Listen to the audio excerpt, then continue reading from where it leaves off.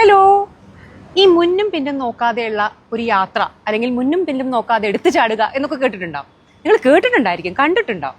കണ്ടിട്ടില്ലെങ്കിൽ ഇപ്പതാ ഞാൻ ഈ പോയിക്കൊണ്ടിരിക്കുന്ന യാത്രയാണ് മുന്നും പിന്നും നോക്കാതെയുള്ള യാത്ര. എന്തുകൊണ്ടാണ് ഞാൻ ഈ യാത്രേനെ അങ്ങനെ പറയുന്നത് എന്നുള്ളത് ഇപ്പം തന്നെ നിങ്ങൾക്ക് മനസ്സിലാവട്ടെ. ഞാൻ ഇപ്പം തന്നെ പറഞ്ഞുതരാം. ഇന്ന് മെയ് 24 2026 സൺഡേ.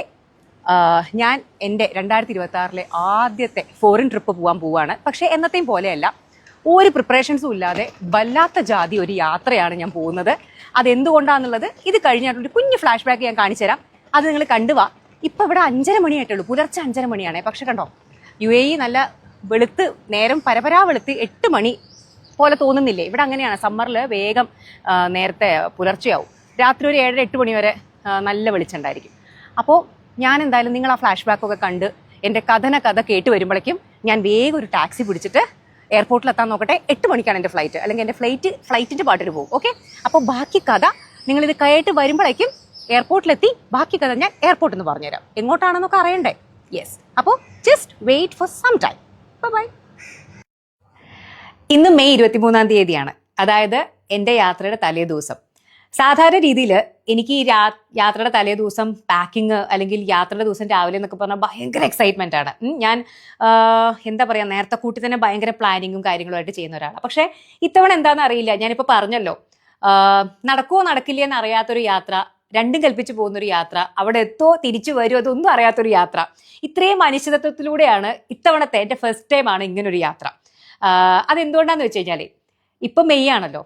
ഫെബ്രുവരി 28 ഇതുപോലൊരു യാത്ര ഞാൻ പ്ലാൻ ചെയ്ത്, ഇത്ര കുഞ്ഞു പെട്ടിയൊന്നും ആയിരുന്നില്ല, വലിയ പെട്ടിയായിരുന്നു. ഓക്കെ, വലിയ പെട്ടിയിൽ ഇതേപോലൊരു വീഡിയോ വത്സലേച്ചയെ കൊണ്ട് ഞാൻ എടുപ്പിച്ചിട്ടുണ്ടായിരുന്നു. ഞങ്ങളുടെ ഭയങ്കര എന്താ പറയുക പ്രിപ്പറേഷൻ വീഡിയോ. അത് വേറെ ഒന്നും കൊണ്ടല്ല, ഞാൻ 3 രാജ്യങ്ങൾ കവർ ചെയ്യുന്ന 10 ദിവസത്തെ ട്രിപ്പായിരുന്നു. അത് ഞാൻ ഇപ്പോഴും എങ്ങോട്ടാന്ന് പറയില്ല കേട്ടോ. കാരണം അടുത്ത വർഷം 2027 അതേ സമയത്ത് ഫെബ്രുവരി മാർച്ച് സമയത്ത് എനിക്ക് പോകേണ്ടതാണ്. അപ്പം അതുകൊണ്ട് അത് സർപ്രൈസ് ആയിട്ട് ഇരിക്കട്ടെ. ആ 3 രാജ്യങ്ങൾ നമുക്ക് അടുത്ത വർഷം 2027 നമുക്ക് കാണിച്ചു തരാം കേട്ടോ. പക്ഷെ ഞാൻ പറയാൻ കാരണം എന്താണെന്നറിയോ, ഈ ഫെബ്രുവരി 28 അന്നായിരുന്നു എൻ്റെ ഫ്ലൈറ്റ്. വൈകുന്നേരം ഒരു 6 മണിക്കായിരുന്നു ഫ്ലൈറ്റ്. അന്ന് എന്താ സംഭവിച്ചതെന്നുള്ളത് നിങ്ങൾക്ക് എല്ലാവർക്കും അറിയാം അല്ലേ? ഫെബ്രുവരി 28 എനിക്ക് പോകണം. ഫെബ്രുവരി 27 ഞങ്ങൾ ഇതുപോലെ വലിയ എന്താ പറയുക ഒരു പെട്ടിയൊക്കെ പാക്ക് ചെയ്ത് അതിൻ്റെ വീഡിയോ ഒക്കെ എടുത്ത് എന്തൊക്കെ നിങ്ങൾ കറക്റ്റായിട്ട് പാക്ക് ചെയ്യണം. ഒരു ക്ലൂ തരാം, അതൊരു തണുപ്പ് രാജ്യമായിരുന്നു. ആ 3 രാജ്യങ്ങളും തണുപ്പ് രാജ്യങ്ങളായിരുന്നു. അപ്പോൾ അതൊക്കെ ഡീറ്റെയിൽഡ് ആയിട്ടൊക്കെ എടുത്തിട്ട് ഞാൻ ഭയങ്കര ഉഷാറിൽ ഭയങ്കര എക്സൈറ്റ്മെൻറ്റിലൊക്കെ ഇരുന്ന ഒരു ട്രിപ്പായിരുന്നു അത്. ഫെബ്രുവരി 28 ആയി, വൈകുന്നേരമാണ് ഫ്ലൈറ്റ്. ഞാൻ രാവിലെ എന്നത്തെയും പോലെ എഴുന്നേറ്റ്, എപ്പോഴായാലും രാവിലെ ഒരു ന്യൂസ് കാണുന്ന സ്വഭാവമുണ്ട്. ഇവിടെ വന്നിട്ട് ന്യൂസ് ഓണാക്കി ഇരുന്നപ്പോൾ എനിക്ക് ഓർമ്മ വരുന്നത് നമ്മുടെ മോദി നോട്ട് നിരോധിച്ച പോലത്തെ ഒരു അവസ്ഥയായിരുന്നു. ആ ന്യൂസ് ഓൺ ചെയ്തപ്പോൾ കാണുന്നത് ഇറാനിൽ അമേരിക്കയും ഇസ്രായേലും ആക്രമിച്ചു, യുദ്ധം പൊട്ടി പുറപ്പെട്ടു എന്നുള്ളൊരു വാർത്തയാണ്. എനിക്ക് അപ്പോഴത്തന്നെ ഒരു റെഡ് സിഗ്നൽ എനിക്ക് കിട്ടി കേട്ടോ. ഇതിപ്പോൾ ചിലപ്പോൾ എനിക്ക് പണി കിട്ടുന്നത്. അപ്പം ഞാൻ എയർ അറേബ്യയിലാണ് ബുക്ക് ചെയ്തിരുന്നത്. അപ്പോൾ എയർ അറേബ്യ വിളിച്ചപ്പോൾ അവർ പറഞ്ഞു, ഇല്ല ഇതുവരെ കുഴപ്പങ്ങളൊന്നുമില്ല, നമുക്ക് ഫ്ലൈറ്റ് ഓക്കെയാണ്, ഫ്ലൈറ്റ് പോകുന്നുണ്ട്, പ്രശ്നങ്ങളൊന്നും ഉണ്ടാവില്ല എന്നൊക്കെ പറഞ്ഞു. എന്തായാലും നിങ്ങൾ ഉച്ചയ്ക്ക് ശേഷം ഒന്ന് വിളിച്ചു നോക്കൂ എന്ന് പറഞ്ഞു. ഞാൻ ഉച്ചയ്ക്ക് വിളിച്ചു നോക്കി. ഉച്ചയ്ക്ക് വിളിച്ചപ്പോൾ അവർ പറഞ്ഞു, ഇല്ല ഫ്ലൈറ്റ് പോകും, കുഴപ്പമില്ല, ഇതുവരെ പ്രശ്നമില്ല. പക്ഷേ കുറച്ച് ഒരു 2-3 മണിയൊക്കെ ആയപ്പോഴേക്കും എനിക്ക് മെയിൽ വന്നു, ഫ്ലൈറ്റ് ക്യാൻസൽഡ് ആയി. പിന്നെ മുതലുള്ള ജഗ പോകാൻ ഞാൻ പറയൊന്നും വേണ്ടല്ലോ. എന്തായിരുന്നു അയ്യോ UAE. ഇപ്പോൾ എന്നെ സംബന്ധിച്ചിട്ട് ഇപ്പോൾ നിങ്ങൾക്ക് തോന്നും ലൈക്ക് ഒരു യാത്ര പോകാൻ പറ്റാത്തതാണോ അത്ര വലിയ കാര്യം. സത്യമായിട്ടും അല്ല, യാത്ര പോകാൻ പറ്റാത്തൊന്നുമല്ല. എത്രയോ പേരുടെ ജോലി പോയി, എത്രയോ പേരുടെ ജീവിതം തന്നെ പ്രശ്നത്തിലായി. അങ്ങനെ ഫെബ്രുവരിയിൽ 28 തുടങ്ങിയ ആ യുദ്ധം മാർച്ച് ഏപ്രിൽ കഴിഞ്ഞപ്പോൾ മെയ്യിൽ ഇപ്പോഴും നമുക്ക് ഒരു ഉത്തരവ് എത്തിയിട്ടില്ല. അതായത് ഒരു കംപ്ലീറ്റ് സൊല്യൂഷൻ അല്ലെങ്കിൽ ഒരു പെർമനന്റ് സൊല്യൂഷൻ ഇപ്പോഴും ആയിട്ടില്ല. അതുകൊണ്ട് തന്നെ എന്നെ സംബന്ധിച്ചിട്ട് യാത്ര എന്ന് പറയുന്നത് എനിക്കൊരു ജീവശ്വാസം പോലെയാണ്. കഴിഞ്ഞ കുറച്ച് വർഷങ്ങളായിട്ട് ഞാൻ സ്ഥിരമായിട്ട് യാത്ര, എൻ്റെ ഒരു രീതി എന്ന് പറഞ്ഞാൽ തന്നെ ഒരു വർഷം തുടങ്ങുമ്പോൾ തന്നെ ഞാൻ ആ വർഷം പോവേണ്ട എത്ര യാത്രകൾ പോകണം, ഏതൊക്കെ സമയത്ത് പോകണം. കാരണം ഓരോ രാജ്യങ്ങളും കാണേണ്ട സമയങ്ങൾ വ്യത്യസ്തമാണ്. അപ്പോൾ ഇതൊക്കെ നേരത്തെ കൂട്ടി പ്ലാൻ ചെയ്യുന്ന ആളാണ്. അപ്പോൾ ഞാൻ 2026 തുടങ്ങിയപ്പോൾ തന്നെ ഫെബ്രുവരിയിൽ ഈ ഒരു 3 രാജ്യങ്ങൾ, അതിനുശേഷം ജൂണിൽ ഒരു വലിയ ട്രിപ്പ്, അതിനൊക്കെ ഉള്ള എയർ ടിക്കറ്റുകളും കാര്യങ്ങളും ഒക്കെ ബുക്ക് ചെയ്ത് വെച്ചു. ഫെബ്രുവരിയിൽ ഇതങ്ങ് ഈ 3 രാജ്യത്തെയും കംപ്ലീറ്റ് പോയി എന്ന് മാത്രമല്ല, മാർച്ച് ആയപ്പോഴേക്കും എൻ്റെ ജൂണിലെ ഞങ്ങൾ ഫാമിലി ആയിട്ട് പോകാൻ നിന്ന ഒരു ട്രിപ്പ്, അതിൻ്റെ എയർ ടിക്കറ്റ് ക്യാൻസൽഡ് ആയി. ഇതേ പ്രശ്നം കൊണ്ട് തന്നെ ദുബായിൽ നിന്നുള്ള കുറേ ഫ്ലൈറ്റുകളൊക്കെ ക്യാൻസൽഡ് ആയല്ലോ. അപ്പോൾ ബ്രിട്ടീഷ് എയർവേസ് ആയിരുന്നു, അത് ക്യാൻസൽ ആയി എന്ന് പറഞ്ഞിട്ട് വന്നു. അങ്ങനെ ആകെ മൊത്തം യാത്ര ചെയ്യാൻ ഇഷ്ടപ്പെടുന്നവരെ സംബന്ധിച്ചിട്ട്, പ്രത്യേകിച്ച് UAE ഉള്ള ആൾക്കാരെ സംബന്ധിച്ചിട്ട് ഭയങ്കര ഒരു വല്ലാത്ത മോശം വർഷമാണ് ഈ 2026. അപ്പോൾ ഇപ്പോഴും ഇവിടുത്തെ പ്രശ്നങ്ങൾ കംപ്ലീറ്റ് ആയിട്ടൊന്നും മാറിയിട്ടില്ല. നിങ്ങൾക്ക് അറിയാലോ, ഫ്ലൈറ്റുകളൊക്കെ റീസ്റ്റാർട്ട് ചെയ്തിട്ടുണ്ട്. ഇപ്പൊ ഞാൻ ഈ പോവാൻ പോകുന്ന സ്ഥലം ഓക്കെ, ഞാൻ രണ്ടും കൽപ്പിച്ചങ്ങ് തീരുമാനിച്ചതാണ്.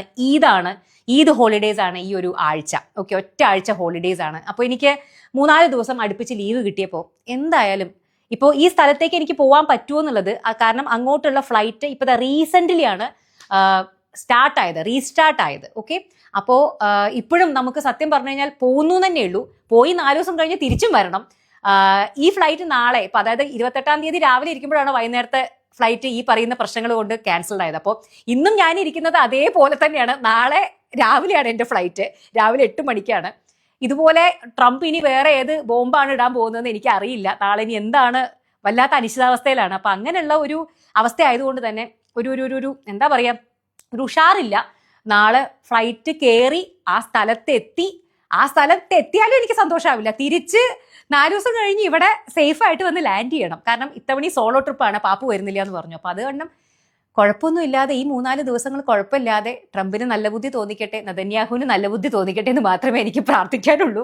അപ്പോൾ കുഴപ്പങ്ങളൊന്നും ഇല്ലാതെ പോയി വരാൻ പറ്റും. അപ്പോൾ ജീവിതത്തിൽ ആദ്യമായിട്ടാണ് ഇങ്ങനെ ഒരു അനിശ്ചിതാവസ്ഥയിൽ ഒരു പോക്ക്. അതായത് കയറുമോന്ന് അറിയില്ല, എത്തുമോന്ന് അറിയില്ല, തിരിച്ചു വരുമോന്ന് അറിയില്ല, അങ്ങനത്തെ ഒരു അവസ്ഥ. അപ്പോൾ അതാണ് പറഞ്ഞത്. എന്തായാലും അല്ലേ, let's hope for the best. ഒരു കുഴപ്പമുണ്ടാവില്ല എന്ന് വിചാരിക്കാം. അപ്പോൾ ഞാൻ ഇത്തവണ പോകുന്ന രാജ്യം നിങ്ങൾക്ക് ഞാൻ പറഞ്ഞല്ലോ, നിങ്ങൾ ഇത്രയും നേരം നിങ്ങൾക്ക് സമയം കിട്ടിയല്ലോ, ഞാൻ ഓരോ ക്ലൂകളായിട്ട് തന്നുകൊണ്ടിരിക്കാം. അപ്പോൾ നമ്മുടെ ഈ വീഡിയോന്റെ അവസാനം ആവുമ്പോഴേക്കും രാജ്യം ഏതാണെന്നുള്ളത് ഞാൻ റിവീൽ ചെയ്യും. പക്ഷേ അതുവരെ നിങ്ങൾക്ക് സമയമുണ്ട്. കുറച്ച് ക്ലൂസ് ഒക്കെ കിട്ടിയല്ലോ. UAE-യിൽ നിന്ന് ഒരു 3-3.5 മണിക്കൂർ യാത്ര ചെയ്താൽ എത്തുന്നൊരു രാജ്യമാണ്. കൂടുതൽ ക്ലൂസ് ഞാൻ പതുക്കെ തരാം, അപ്പോഴല്ലേ ഒരു രസമുള്ളൂ. അപ്പോൾ എന്തായാലും നിങ്ങൾ ഗസ് ചെയ്തുകൊണ്ടിരുന്നോ. എന്തായാലും ഞാൻ അവിടെ എത്തുന്നതിന് പ്രതീക്ഷിക്കാം. Okay, bye. അപ്പോൾ കഥയൊക്കെ കേട്ടുല്ലോ. നിങ്ങൾ കഥ കേട്ട സമയം കൊണ്ട് ഞാൻ എയർപോർട്ടിലെത്തി ചെക്ക് ഇൻ ചെയ്യട്ടെ കേട്ടോ. വേഗം ചെക്ക് ഇൻ കഴിഞ്ഞു, ബോർഡിംഗ് പാസ് കിട്ടി, ഒരു പകുതി സമാധാനം. എന്തായാലും പോകാൻ പറ്റും അല്ലേ, പറ്റുമായിരിക്കും. അപ്പോൾ ഇനി നമുക്ക് പോകുന്ന സ്ഥലത്തിൻ്റെ ക്ലൂസ് ആണ് 1 by 1. സോ ഫസ്റ്റ് ക്ലൂ, ഇത് മിഡിൽ ഈസ്റ്റ് എന്ന് പറയുന്ന, നമ്മൾ മിഡിൽ ഈസ്റ്റ് കൺട്രീസ് എന്ന് പറയാറില്ലേ, ആ മിഡിൽ ഈസ്റ്റ് കൺട്രീസിൽ ഒന്നാണ്. ഓക്കെ, ഞാൻ ഓൾറെഡി പറഞ്ഞ പോലെ ദുബായിൽ നിന്ന് ഏകദേശം ഒരു 3-3.5 മണിക്കൂർ ഫ്ലൈറ്റ്. ആദ്യത്തെ ക്ലൂ ആണ് കേട്ടോ. നെക്സ്റ്റ് ക്ലൂ പറയട്ടെ. നെക്സ്റ്റ് ക്ലൂ എന്ന് പറയുന്നത് ഇവിടെയാണ് ഇപ്പോഴത്തെ ലോകാത്ഭുതങ്ങളിൽ 7 ലോകാത്ഭുതങ്ങളിൽ 1 സ്ഥിതി ചെയ്യുന്നത്. അത് ഞാനിപ്പോൾ കാണാൻ പോകുന്നുണ്ട്, അത് ഞാൻ നിങ്ങൾക്ക് കാണിച്ചാലും ചെയ്യാം. അപ്പോൾ 7 ലോകാത്ഭുതങ്ങളിലെ 1 ഇവിടെയാണ്. രണ്ടാമത്തെ ക്ലൂ ആണ്. അടുത്ത ക്ലൂ തരട്ടെ. ഇവിടെയാണ് സമുദ്രനിരപ്പിൽ നിന്ന് ഏറ്റവും താഴെയുള്ള, ലോകത്തിലെ തന്നെ സമുദ്രനിരപ്പിൽ നിന്ന് ഏറ്റവും താഴെയുള്ള സ്ഥലം സ്ഥിതി ചെയ്യുന്നത്. നെക്സ്റ്റ് ക്ലൂ ആണ്. അടുത്ത ക്ലൂ പറയട്ടെ. ഈ ഒരു കുഞ്ഞു രാജ്യത്ത് നിങ്ങൾക്ക് പച്ചപ്പുള്ള മലനിരകൾ കാണാം, അതുപോലെ തന്നെ മരുഭൂമി കാണാം, അതുപോലെ തന്നെ കടൽ കാണാം. നമ്മുടെ ഏകദേശം ഇന്ത്യ പോലെ തന്നെ അത്രയും ഡൈവേഴ്സ് ആയിട്ടുള്ള ഭൂപ്രകൃതിയാണ് ഈ ഒരു കുഞ്ഞു രാജ്യത്ത്. ഓക്കെ, പിന്നെ അത് മാത്രമല്ല വളരെയധികം, അതായത് കൾച്ചറൽ വൈസ് അല്ലെങ്കിൽ റിലീജിയസ് വൈസ് ഒക്കെ ഭയങ്കരമായിട്ടുള്ള ഹ്യൂജ് ഒരു ഹിസ്റ്ററി ഉള്ള രാജ്യം കൂടിയാണ്. അപ്പോൾ അവസാനത്തെ ക്ലൂ ആണ്. ഇത് ആ രാജ്യത്തെ 1 രൂപയുടെ നോട്ടാണ് കേട്ടോ. ദിനാറാണ്, ദിനാർ. ഇപ്പം നമ്മൾ കുവൈറ്റ് ദിനാർ എന്നൊക്കെ പറയുന്ന പോലെ ദിനാറാണ് ഞാൻ ഇങ്ങനെ കാണിക്കുന്നത്. അല്ലെങ്കിൽ നിങ്ങൾ ഇത് സൂം ചെയ്ത് നോക്കിയാൽ കിട്ടും ഏതാണ് രാജ്യം എന്നുള്ളത്. ഓക്കെ, സോ ഇത് അവിടുത്തെ 1 രൂപയാണ്. ഏതാണ് രാജ്യം? ലാസ്റ്റ് ക്ലൂ ആണ്. ഇനി ക്ലൂ ഇല്ല.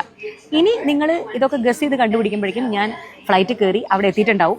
അവിടെ എത്തിക്കഴിഞ്ഞിട്ട് നമുക്ക് ഏതാണ് രാജ്യം എന്നുള്ളത് ഞാൻ റിവീൽ ചെയ്യും. എന്തായാലും അതുവരെ നിങ്ങൾക്ക് സമയമുണ്ട്, ആലോചിച്ച് നോക്കുക കേട്ടോ.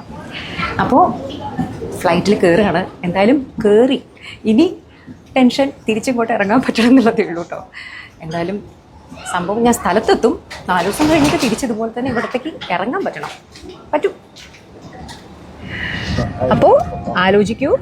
ഞാൻ ബോർഡ് ചെയ്തു, പ്ലെയിന് പൊന്താറായി. ഇനി അവിടെ എത്തുമ്പോഴേക്കും ആലോചിച്ചിട്ട് ആ രാജ്യം ഏതാണെന്ന് കണ്ടുപിടിക്കാൻ ഞാൻ തന്ന എല്ലാ ക്ലൂസും വളരെ യുണീക്കാണ്. അങ്ങനെ ഒരു രാജ്യമേ ഉള്ളൂ. ഓക്കെ, അപ്പോൾ ഞാൻ അവിടെ എത്തുമ്പോഴേക്കും നിങ്ങൾ ഉത്തരമായിട്ട് വരുമെന്ന് വിചാരിക്കുന്നു. ശരി, അപ്പോൾ ഇനി അവിടുന്ന് കാണാം, പുതിയ രാജ്യത്ത് നിന്ന് കാണാം. ഓക്കെ, ടേക്ക് ഓഫ് ചെയ്ത് കുറച്ച് കഴിഞ്ഞ് താഴേക്ക് നോക്കിയപ്പോൾ കണ്ട കാഴ്ചയാണ്. താഴെ കടലാണ്, നിറയെ ചരക്ക് കപ്പലുകളാണ് തോന്നുന്നു. വലിയ കപ്പലുകൾ, 1-2 ഒന്നല്ല, ധാരാളം. എനിക്കപ്പോൾ തോന്നി ഹോർമൂസിൽ പെട്ട് കിടക്കുന്ന പാവം കപ്പലുകളായിരിക്കും അല്ലേ. അങ്ങനെ ഒരു 3-3.5 മണിക്കൂർ ഫ്ലൈറ്റ് കഴിഞ്ഞ് ടച്ച് ഡൗൺ ചെയ്തു. ഞാൻ നന്നായി ഉറങ്ങി. രാത്രിത്തെ ഉറക്കം മുഴുവൻ ബാക്കിയുണ്ടായിരുന്നു. നന്നായി കിടന്നുറങ്ങി. അങ്ങനെ ഫ്ലൈറ്റിൽ നിന്ന് ഇറങ്ങി ബാഗേജ് ഒക്കെ എടുക്കാൻ വേണ്ടി പോകുന്ന വഴിക്കാണ് ഞാൻ ഈ വിമാനങ്ങളെ ശ്രദ്ധിച്ചത് കേട്ടോ. ഇത് ഈ രാജ്യത്തിന്റെ സർക്കാർ വിമാനങ്ങളാണെന്നാണ് തോന്നുന്നത്. പക്ഷെ കറുത്ത വിമാനം, എല്ലാം സാധാരണ വെള്ളയല്ലേ ഉണ്ടാവാറ്, ഈ കറുത്ത വിമാനം ഞാൻ എൻ്റെ ജീവിതത്തിൽ ആദ്യമായിട്ടാണ് കാണുന്നത്. അപ്പോൾ എവിടെയാണ് ഞാൻ വന്നിരിക്കുന്നത് എന്നുള്ള എൻ്റെ പൊട്ടിക്കട്ടെ, റിവീൽ ചെയ്യട്ടെ. യെസ്, എന്താ കാണുന്നത്? Celebrate Jordan, Eid Mubarak. അപ്പോൾ ഇത്തവണത്തെ നമ്മുടെ രാജ്യം ജോർദാനാണ്. മിഡിൽ ഈസ്റ്റിലെ വളരെ പെക്യൂലിയർ ആയിട്ടുള്ള അവരുടെ ഫ്രീഡത്തിൻ്റെ 80ാം വാർഷികത്തിൻ്റെ പരിപാടികളൊക്കെയാണ്. അപ്പോൾ ഇങ്ങനെ എല്ലായിടത്തും ഹോർഡിങ്സും കാര്യങ്ങളൊക്കെ ഉണ്ട്. വളരെയധികം പെക്യൂലിയർ ആയിട്ടുള്ളൊരു രാജ്യമാണ് ജോർഡാൻ. ഞാൻ പറഞ്ഞല്ലോ, ലോകമഹാത്ഭുതങ്ങളിൽ ഒന്ന് ഇവിടെയാണ്. അതുപോലെ തന്നെ വളരെ പെക്യൂലിയർ ആയിട്ടുള്ള ഡെഡ് സീ, അതുപോലെ വാദി റം എന്ന് പറയുന്ന ഡെസേർട്ട് ഡ്യൂൺസ്. അപ്പോൾ അങ്ങനെ ധാരാളം സംഗതികൾ എനിക്ക് ഇവിടുന്ന് നിങ്ങൾക്ക് കാണിച്ചു തരാനുണ്ട്. എല്ലാം എനിക്കും പുതിയ അനുഭവമാണ്, നിങ്ങൾക്കും പുതിയ അനുഭവമായിരിക്കും. സോ നമുക്ക് ഇന്നു മുതൽ ജോർദാൻ കണ്ടു തുടങ്ങാം. ഇനിയുള്ള 3-4 വീഡിയോസിൽ ഇവിടുത്തെ എല്ലാ വിശേഷങ്ങളും ഞാൻ പങ്കുവയ്ക്കാം കേട്ടോ. ഓക്കെ, അപ്പോൾ ശരി. As they say, celebrate, let's celebrate Jordan. Stay tuned.